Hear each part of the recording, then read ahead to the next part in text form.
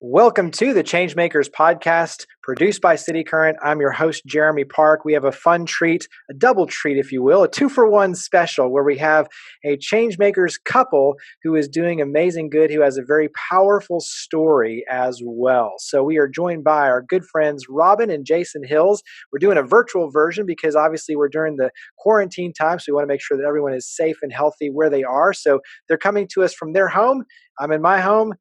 Robin and Jason, how are you two doing? Doing well, thank you. Very well, thank you. So let's start with, we'll have some fun with this. We'll kind of bounce back and forth, but let's start a little bit with your story, Robin, in terms of your childhood. Give us some perspective on where you grew up and your family life, and then we'll talk about a disability that has created quite a lot of ability. So go ahead and tell a little bit of your childhood and your story. Well, to begin with, my mother raised me uh, to meet challenges and or goals with tenacity and grit. The words "I can't" were never allowed to enter my vocabulary. Uh, she was very tough, but without her prodding, I don't think I would be the woman, the mother, the social worker, the person that I am today. Give listeners a little bit of, when you talk about, obviously for those who can see you, they can see a little bit, but for those who can only hear, tell them a little bit of just what your life is in terms of the disability. So kind of walk us through a little bit of that. Well, I deal with cerebral palsy, which is a neuromuscular disease that affects the uh, the brain's ability to convey messages to the appropriate muscle areas. I tell people it's a lot like dealing with a disconnected computer, in that the brain may be able to get the messages to the appropriate muscle area, but the response may be skewed or absent altogether. I am predominantly a wheelchair user due to some car accidents that I've suffered in recent years, and that has thrown the disability into a whole new spectrum of dealing with chronic pain. Share, before we jump to Jason and his story, share a little bit, because when you were a child, you went through an experience where you were, for the most part, put into not necessarily an institution, but you were put into a place that removed you from the family. And then your mom decided, wait a second, we need you with the family, and this is what's best for you. Share a little bit of that experience and what that was like for you as a child. Well, I grew up in a small town in New Hampshire, which was interesting in the respect that I was the first person in my district to be mainstreamed. Prior to my introduction to readiness, which was before first grade, there were no ramps, there were no accessible doorways, there was no way into the building, and everything became, oh, this is Robin's ramp, or Robin's special bathroom, and from the get-go, even as a child, I rejected and regretted that notion, because I wanted it to be not just for myself, but also for other people coming after me. Yeah. How did that, because to your point, like you're kind of being singled out and you just want to be normal. And so how did that kind of stepping in, how did that ultimately shape the way you view others in the world? In other words, did you internalize that to where you kind of had that chip on your shoulder moving forward, or were you able to kind of release that, especially as you went off into college and ultimately met Jason and started having a family? Where did that play into you psychologically and how you kind of adapted? Our choices frame our future, and Thankfully, I had very supportive mentors throughout my life, as well as my mom, as I said. And somehow, at a young age, I was able to realize that harboring bitterness in any way, shape, or form is very detrimental to the development of one's spirit and soul. So I reasoned not to, quote unquote, nurse bitterness in any way possible, and realized that our circumstances or my circumstances were not just for my benefit, but for the benefit of those around me, meaning that I have a story to share, but I can also learn from others. And that's just the simple framework from which everything uh, formed after that. Let's If I bounce it may, to you, Jason. Yeah, I was about to say, go ahead and before we get into my story, yeah. One of the things with cerebral palsy is having trouble with chronology and spatial issues. And she happened to marry a history teacher, so that kind of worked out. And I've done some looking into the chronology of the laws that were established that made it possible for Robin to, get into the public school, and it's pretty fascinating. I think, especially for Memphis. There's the hometown connection here. So the Civil Rights Act, which was largely the work of Dr. King and the Civil Rights Movement, was passed in July 2nd of 1964, which happens also to be our oldest son's birthday. Not the 64 part, but the July 2nd part. And then fast forward to 1973, and the very first act gets passed on the platform of the Civil Rights Act, which allows disabled people to enter into mainstream society. One of the mantras of their movement was, Rosa Parks fought to get into the front of the bus, and disabled people were fighting to get onto the bus. And that started a ball rolling in 1973 that led to 1975, which was when the first ADA legislation, first IDEA legislation was passed, allowing disabled people into the public school systems. So that was perfect timing, because that was the first year that she was eligible to go to school, which is amazing when you think about the fact you had mentioned earlier, the CP Center in Huntsville, Alabama, where they grew up for a couple of years before moving. Robin was actually placed into the Huntsville, Alabama Cerebral Palsy Center by her mother, who then pulled her out several months later, just feeling deep in her gut that this was the wrong decision for her daughter. It might have been the right decision for someone with CP that maybe was more severe. But she just felt, this isn't my daughter's path in life. And she didn't even know what the path was going to be. She kind of jumped into this unknown reality and just basically invented each step forward as she went.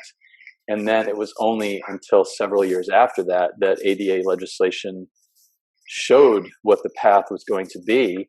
And it was serendipitous or providential, if you will, that she was an elementary school teacher in the actual school that Robin was districted to go to, and Wow. could be there in the elementary school teaching her fellow coworkers about her daughter's disability, and establishing a bit of empathy, because as you can imagine, nobody was ready for this. Nobody knew what this was going to look like. Yeah, I think that empathy side where you've got your daughter, that's your daughter, where you can set and be the role model, but also too, you can create the family structure, so to speak, within the coworkers and the students and the others to actually build that in to where you do. Empathy is the best word. I agree. From the very beginning, I did not want to be defined as well, let me just start over and say that I did not want to let my disability define me. It's a part of my life, certainly, and I recognize that, obviously. But there are other aspects of my persona that are even stronger and more prominent.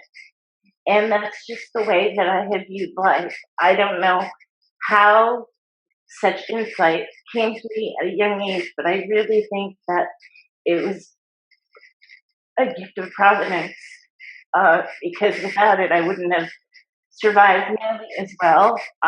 Kids are very cruel when they're young, as you know, and I was relentlessly teased. And my mother was periodically called back into the classroom several times when I either fell or had some other type of problem with the teacher, or the teacher was unable to address the situation adequately. And she finally went to the principal and said, I need to do my job rather than worry about my daughter every day. So that created some friction, obviously, as well as the fact that in the beginning I could only function for half of the school day without experiencing pain or exhaustion. And those were the rudimentary years in which I also had to have repeated orthopedic surgeries in order to, with the hopes of being able to walk in the future. Yeah, I look at the situation on your end is you have to grow up pretty fast. I mean, the Very fast. situations that you're dealing with, how people are treating you, you mature very fast. And the other thing is, you become so much stronger than most other people because of that. You have to be more Indeed. resilient, you have to be stronger, more determined because you're dealing with, in many cases, way more obstacles, way more of a stacked deck against you. And so to be able to persevere and come out on the other side, it really shows your strength. And to be honest, I didn't know anything different. It was just what I needed to do every day. Yeah. Yes, it was more difficult for me to get dressed, tie my shoes, put on layers and layers of clothing, to deal with the adverse climate. Uh, these were all things that differentiated me from other kids who could do things quickly. And I also initially was dealing with a teacher who was very ill equipped to handle my situation and often reacted with frustration. So that was an obstacle as well. Yeah. But that was elementary school.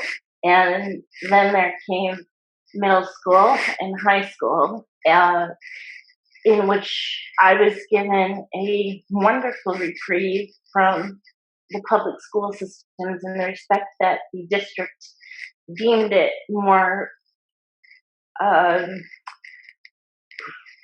profitable profitable for them to pay the tuition for me to go out of district to private schools that I applied to rather than make the necessary modifications to the schools that were already in place.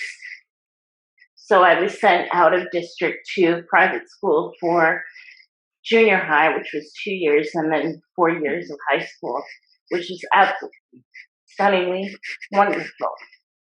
Yeah, the irony is that in the school ducking their responsibility to make the school accessible to Robin, she ended up getting into a rock star private school that put her in place to get into Skidmore College, which is where we ended up meeting. Yeah, let's say everything happens for a reason, Yeah. and sometimes a negative situation is a very positive. So, share a little bit of your story before we jump into college and YouTube meeting. Give listeners a little background on your end, Jason, of just your childhood, and give us kind of paint a picture of just where you grew up. Sure. I mean, I couldn't have had a more opposite upbringing in the sense that, so she's in prim and proper New England. I'm in rough, tough New Jersey. And, yeah, she grows up with all these struggles. Learning how to walk was a struggle in itself, and I'm growing up with every amenity you can imagine. I've got a CEO grandfather who was the founder of Westchester Federal Savings Bank, grew it from a 1 branch to a 15 branch powerhouse in the richest suburbs of New York City. Was the inventor of the student loan. Don't throw tomatoes at me if you have kids in college. But yeah, he started that trend back when college was affordable. Was part of the Levittown project, which is the birth of the modern suburbs. So, being born into that kind of an atmosphere, if I wanted a car, I could get a car. I didn't have to get a job if I didn't want to. Kind of a happy-go-lucky approach to life. Very selfish. Kind of your average, white privileged kid upbringing kind of a thing. And I didn't have to work for much of what I got until I got to college. I started working hard, but that was only because I wanted to do my grandfather proud, who had agreed to put me through my education. And but the one thing I learned I learned this from an early age, maybe earlier than some, was that all that privilege and money and vacations and everything, it leads to emptiness if that's all it is. If that's the end in and of itself, I was very unsatisfied, and I didn't know why. I knew there was something missing in my life. I ultimately found that it was God and faith and the Lord. Um, and that it's funny because I came to that realization while I was at Skidmore College at the exact same moment that Robin and I had an opportunity to meet. I'll share one quick anecdote. The very first time I saw Robin, I was at a party in my room on the third floor, overlooking Case Green at Skidmore College in upstate New York. It was in the winter, and me and a couple of my buddies were hanging out, looking out the window, and there Robin's chair comes across the green. It forms like an X, and she's coming down the X on her way to class or something like that. And my roommate looks out the window and he says, "Hey guys, look, snowmobile sighted." And everybody laughs. And Robin gets the nickname in our circles, the Snowmobile. So here's this woman who's just endured hell and back, tried to get to school, has done all these amazing things, and all we see is the wheelchair. All we see is an outlier who we can make fun of. And I think I even chuckled at the time, but I remember feeling like I was dying inside. And I'm thinking to myself, there's so much more to this woman than her chair. And then I got to see her in the dining halls a couple times, and I saw this light in her eyes. I remember thinking to myself, why is she more happy than I am when she's going through all these struggles, and I'm obviously not? That was kind of like a little seed that was planted in my mind. I'm curious though on that. Backtrack a little bit. So your friends kind of poking fun. You, like you said, internally feeling like this isn't right, I'm dying.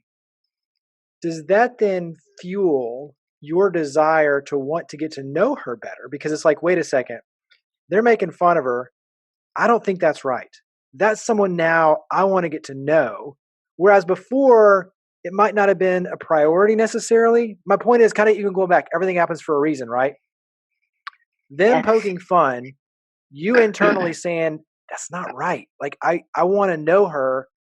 Whereas before, had that not happened, you might not have had the impulse to want to know about her. And I think, Yeah, was well, that I a mean, factor? Like, I think that's kind of intriguing because it's like, that's one more layer of this story that when you unpack it, it sets it in motion where now it makes sense how you two are really able to meet and why there's so that connection. I'm chuckling because this is the story this is the How I Met Your Mother story that we tell our kids. So we I was a business major at the time. We had a business meeting with my class that happened to be in Robin's dorm.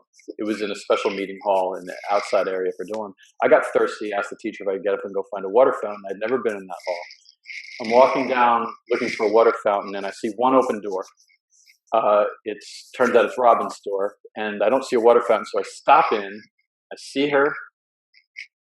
She's in the chair, and I ask her if there's a water fountain. She says no. She says, "Here, but take my glass and go to the kitchen and get some water."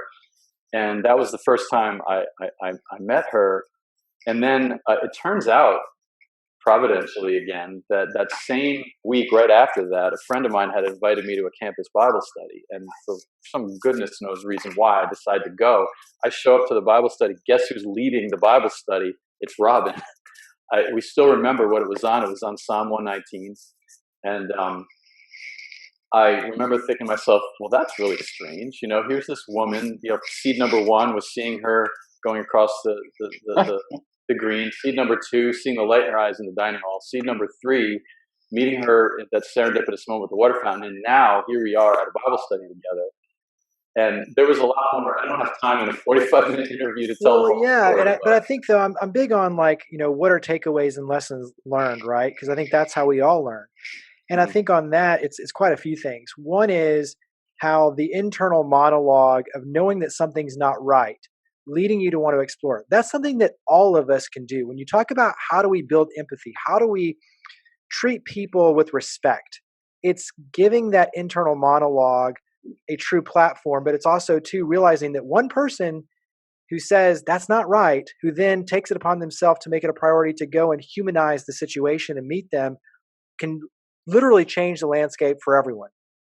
And then And you look Jeremy, at on your right? end, Robin, though, the simple act, two things of one, your leadership in, both the Bible study, but also two, the grace of you saying, here's my cup, go do that, right? A little thing like that, a kind gesture, which automatically then brings you in and brings in this sort of relational piece, right?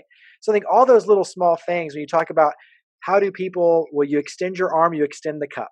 How do you take Yes, advantage and normalize and treat people with respect?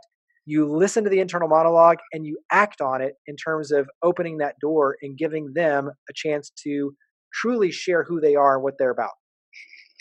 yes, indeed. And as I previously alluded to in your first question to me about cerebral palsy, I am very fortunate in the respect that it does not affect my intelligence nor my speech. If my speech were somehow garbled or my intelligence was somehow impacted by a secondary disability, which is often the case, because cerebral palsy is caused by two predominant issues. The first being premature birth, and the second is oxygen deprivation at birth, both of which are true in my case. So a person can have a secondary disability as well that would affect their intelligence. And I am very privileged not to be affected by either of those constraints. I can speak very well, very fluidly when I'm not as nervous, but I think getting back to your question on how do we respect people, I think it's incumbent upon the individual who has differences themselves not to to allow themselves to be defined by the color of their skin, the way in which they move or don't move. It can be part, an aspect of one's identity, but it certainly doesn't have to encompass all of one's. And I think that that is a major takeaway that I was able to bring to Skidmore, not having yet had any students with disabilities. And I was the first live-in student who was accepted with a disability, and a very obvious one at that. Sweetheart, I'm going to brag on you for a second too. She actually lobbied the school for disability rights. She lobbied the president, got the entire board of directors into a room together, and said, "Listen, this is what disabled people don't have on our campus. We need ramps. We need an elevator. We need door buttons that can push." And they said, "Yes, we're going to do all of it."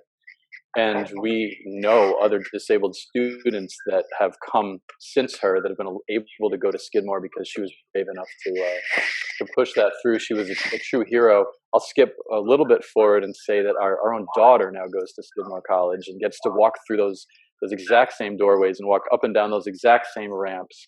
And she is an RA in the exact dorm that my wife first stayed in when she was a freshman. So now they're both staying in the exact same dorm at the exact same year. Well, not anymore because she's home from COVID-19, but when she's there. Yeah, I mean, really cool storylines.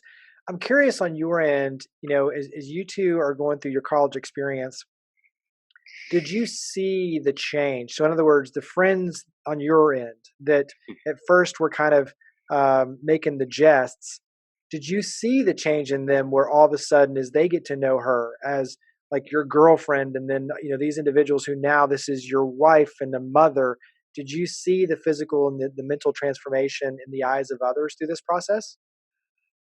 Well, that's an interesting story that actually leads to attack. And that attack in my life was I went from being someone who did not really care about faith or God or spirituality or the Holy Spirit or Jesus. I went from that to being a very strong member of the InterVarsity Christian Fellowship group that was at the school. And when Robin left, she was a couple years before me. I ended up taking up the mantle of leadership, becoming the worship leader and the president. And all my friends that I had known when I first got to school, that really wasn't their gig. That wasn't their thing. So we had a falling out, so to speak, over that issue, not because either side wants. I still dearly love these people. I'm still friends with them. But during those actual raw college years, that was not something that was on the table. And I think they kind of looked at me and they kind of respected my decision, but they didn't understand it. Here's this athlete, here's this skier, this person that has flown by the seat of his pants his entire life. Why would he choose to put himself in what they probably viewed as a type of a prison by dating somebody with all these constrictions? And what I don't think they realized at the time, that I, by the grace of God, was able to see, was that I was in a prison. I was in a different type of prison that couldn't be seen, but it was just as real. Robin's prison was on display in a fishbowl for everybody to see. My prison was probably just as debilitating as hers was, and it was in stepping out of that prison, the whole dying to live theory in Christianity. I found my life by dying to my life, and it was getting out of the prison by stepping out of myself and into her zone that got me out of that prison. And it was her stepping out of her zone into mine that got her out of a prison. And together we kind of did a jailbreak, I guess is the best way to put it. Yeah. Give me one thing for each of you that you've learned from each other. So, Jason, what's something that you've learned from Robin? Oh man, that's going to make me tear up. Resiliency, I think, is probably the number one thing. I mean, I watch my wife struggle every day just to do basic things. For Robin to get up and have a normal day is like you and I running a marathon. So basically, I watch my wife run a marathon every single day and keep an amazing attitude. She is so anchored to God. And kind of skipping ahead to one of the things I wanted to share was really on my heart to do this interview because, everybody in the country right now is in a place of constriction. And, I can actually say that although nobody wants to invite constriction upon themselves, that the outcome, if you allow the crucible of the constriction and the isolation to wash over you, and if you allow God to internally work on you, it actually becomes a benefit. Like Robin's ability to be who she is in the middle of that has made her the strongest person I know. And in me embracing that constriction with her has allowed me to have, if I meet somebody who is suffering, I no longer say, oh, poor them. When they tell me that story, it immediately goes to my heart, and that person can see that in me, and everybody's walls drop. And we are able to connect on a real level that would have never been otherwise possible. My life has been enriched by the constrictions and the isolations that we've gone through for the last 2.5 decades. So, we can encourage people together as a couple. Not only are you going to get through this, you don't need the 5 best steps to survive a pandemic. You need to know that, be encouraged that there's not only just light at the end of the tunnel, but the process of going through the constrictions will change you and make you a better person. Yeah. Robin, give me something that you've learned from Jason. Oh my, where do I begin?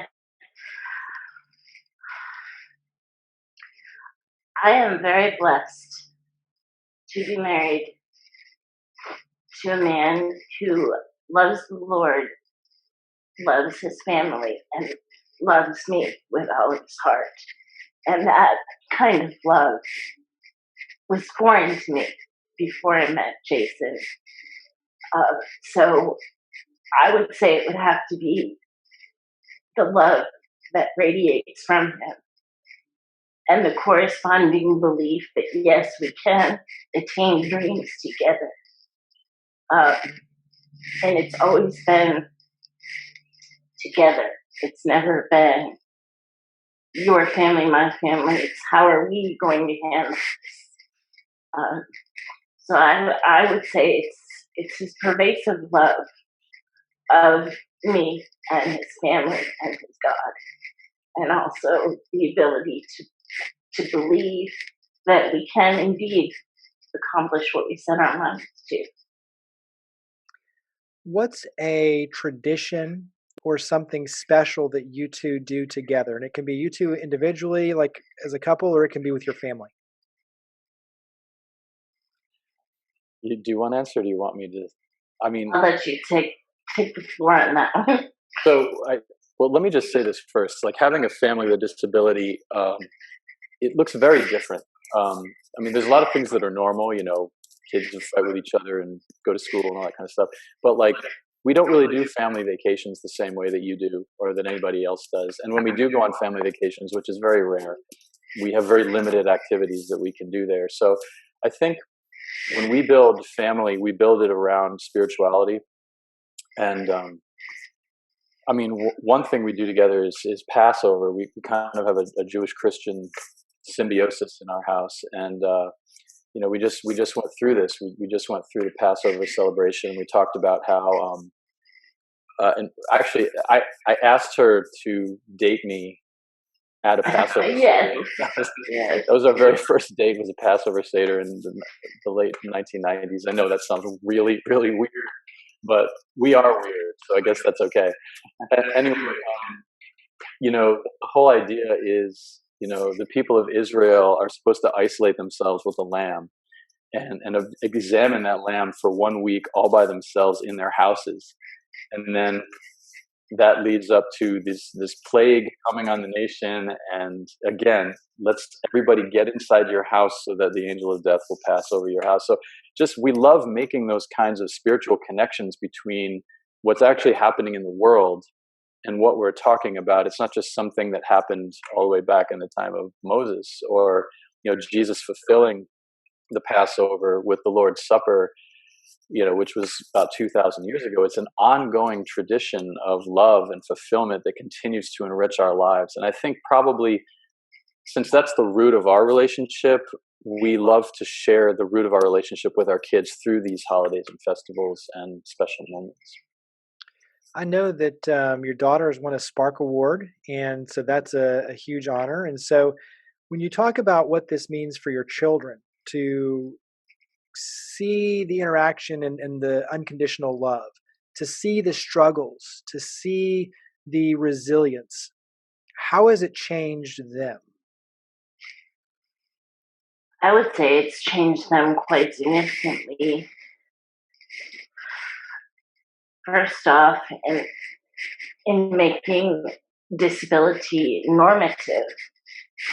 When I show up at a soccer game, kids often stare, and I don't mind that because they don't have a frame of reference.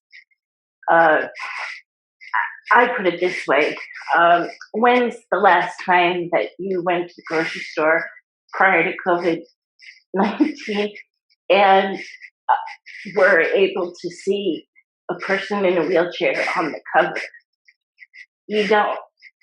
And one of our responsibilities, if you will, in having a family and also having 4 children is that it's a human experience, regardless of whether or not you have a disability.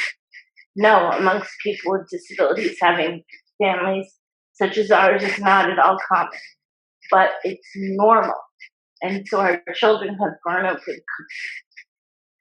this situation, a very divergent situation, being commonplace and normal. So when they introduce me to their friends as their mom, their friends kind of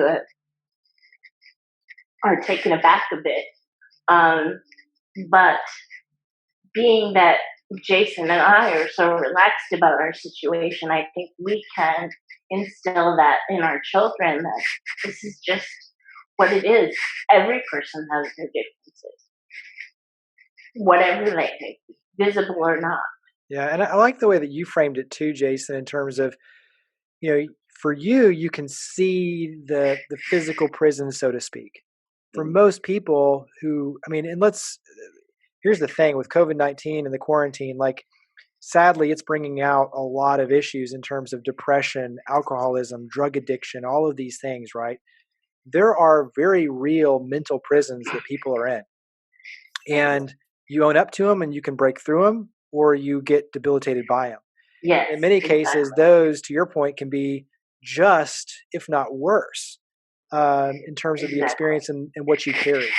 And I do think, to your point, the more that we as a society can normalize, and I look back at like the little couple and some of these that traditionally might be different, but by putting them and giving them a TV show, and by doing these sort of things, when you can humanize and say we're all different. Some things you can see, others you can't, but we're all different, and you have to be willing to appreciate, respect, have empathy for, so that once again, I go back to we're all in this together.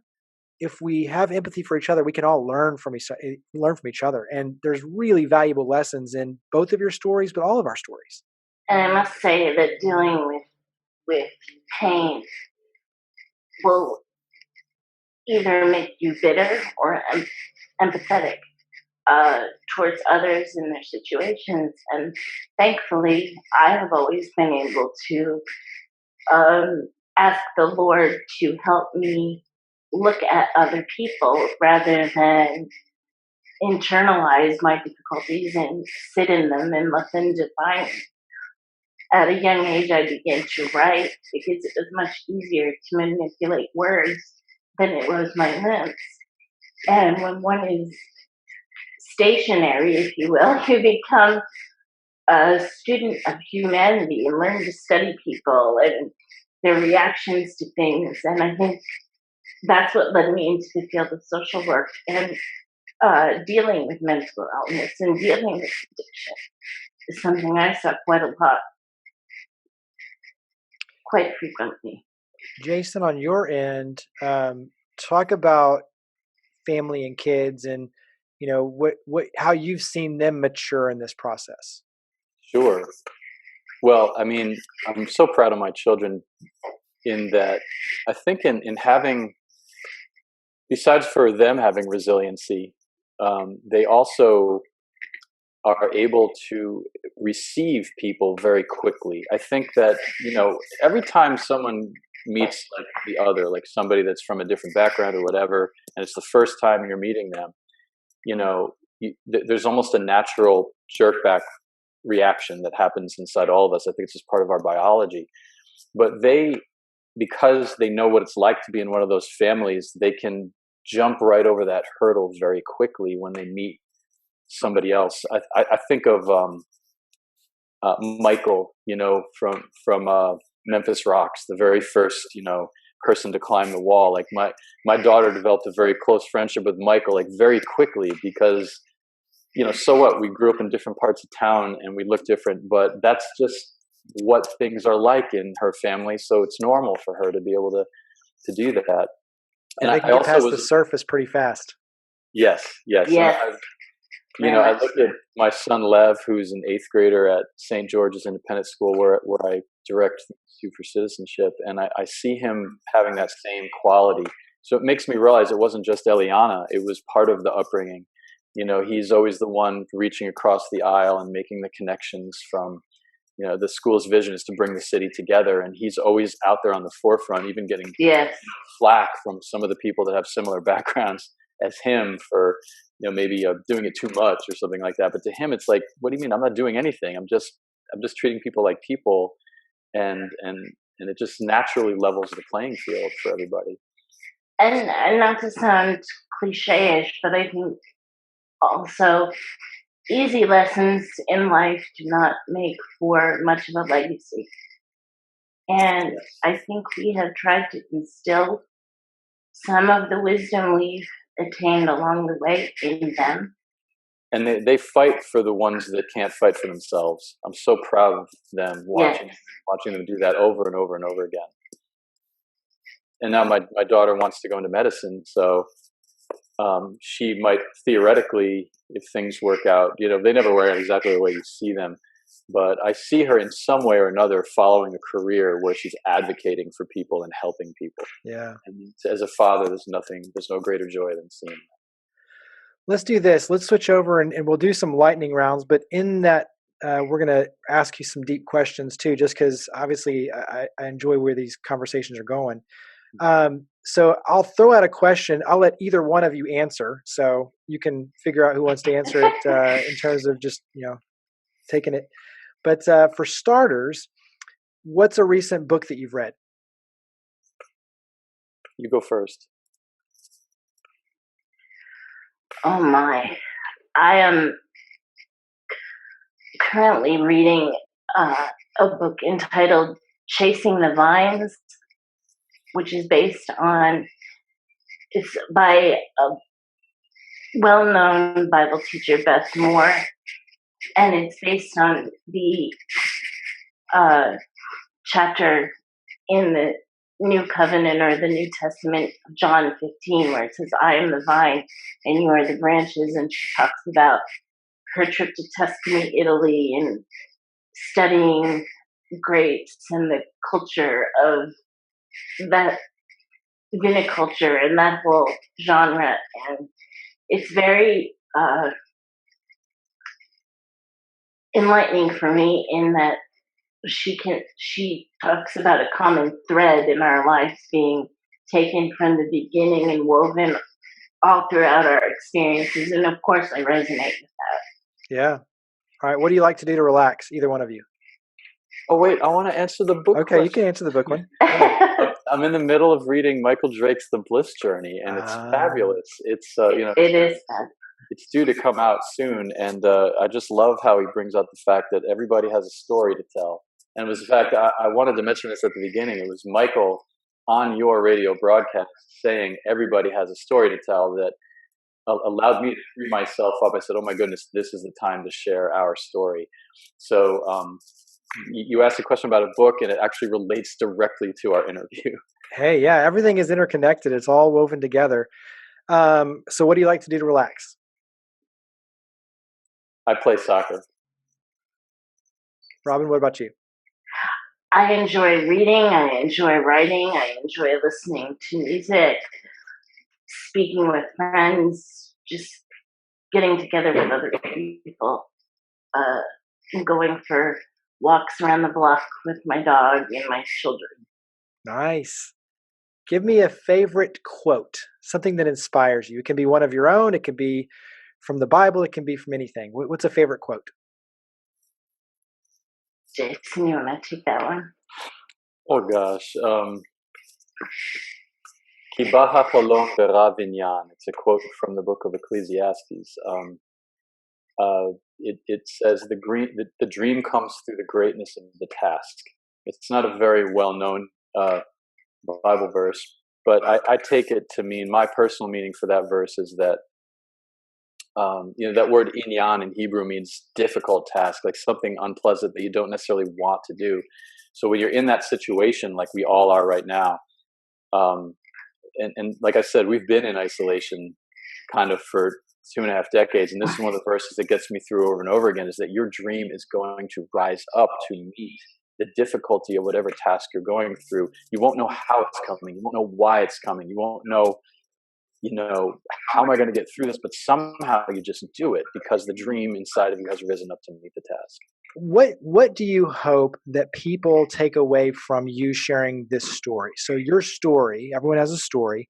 What do you hope that your story inspires in others? Jason, you want to start? Oh man, I'm gonna look like a Bible thumper now. I got another Bible quote. Sorry. I do read other things. I was going to say Einstein's Life and Universe as my favorite book, but so I did want to encourage people and say God works all things for the good for those who love Him and are called according to His purposes. And that's the quote that really jumped into my heart when I knew we were going to do this interview. Is that your life is going to work out if you love Him and follow Him, and that's the word for the times. I really believe that. What do you hope that people take away from sharing your story, Robin? That diversity in any shape and form is normal. I know that seems like an oxymoron, but our differences can draw us together if we allow them to. We've seen enough of the devastation of being drawn apart and being polarized. whether it be race, whether it be disabilities, whether it be uh, levels of intellect, what have you. Um, we've allowed diversity to take away too much from us, and it's time to replenish and rebuild our souls. And how do we do that? We come together in our humanity over commonality, over shared experiences. And I hope people can take away a different perspective of hardship and even suffering, and view it through the lens of another, and say that our experiences are not our own. They're for the benefit of other people. And I firmly believe that. Go ahead. Yeah, I'm sorry to jump in. I just want to say, like, that's what's going to get you out of your own prison, is by reaching out and seeing that common ground that you can get to with the other person. Yeah. What legacy, for you two as a family especially, what legacy do you hope that you leave for your children and for our community? That cut out for a second. Were you asking me or Robin? What legacy, for both of you, for what legacy do you hope that you're leaving for your family and for the community? Do you want to go first, Robin? So one of the reasons that we came here was so that I could take a job with St. George's Independent School. And to me, the legacy that was started by Dr. King and continues on through the work of our school, through the work of lots of incredible people that we've met in Memphis. This has been my favorite city to live in, from 4 different metropolitan areas. And I guess the legacy I want to leave here is that dream is still alive.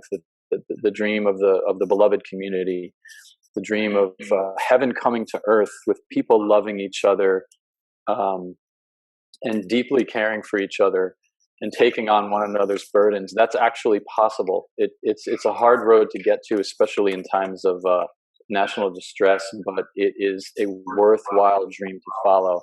The legacy of that is worth more than gold to me. And it's something that if I can give that to my children and the students in my classes and the people that I interact with, then I've done what I'm supposed to do on this earth. That's kind of the way I feel. And a legacy is the passing down of one thing to another. And I see the legacy of Dr. King making it possible for Robin and I to even meet, because if there was no public integration of disability, Robin would have been kept in the closet her entire life. We would have never met. Our 4 beautiful kids would have never been born. Just look at what's possible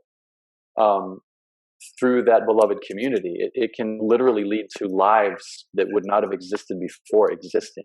Yeah. And all the great good that has come out of that will continue to pass that legacy on like ripples in a pond. So let's go ahead and wrap up.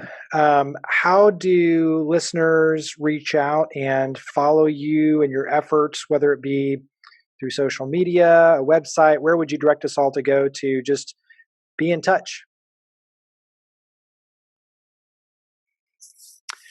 Well, I mean, I think we're just now getting our story out. So it's very simple at this point. I would just say by email. The best email for us both would be Jason J. Hills. That's Jason JayHills @gmail.com. And just reference the City Current interview or Jeremy, and I'll know exactly what you're reaching out for. We do want to offer ourselves in that regard. That would not be an imposition. That would be considered a great blessing if somebody wanted to reach out and just, hey, we heard your story, we want to hear more, or we're really struggling with this isolation thing and we wanted to talk more with you about it. We are working on other things like a book and other possibilities to get our story out, but that's still a ways down the road. So we'll start with baby steps. Hey, yeah. Well, like that is make it easy. Just email us and we'll be in touch. So Robin, Jason, thank you for all you do, for being a blessing and being a light through the darkness for our city, for others, for so many others. Thank you for sharing your story and being a part of the ChangeMakers podcast. Appreciate it. Thank you very It's our great pleasure. Thank you for much. having me.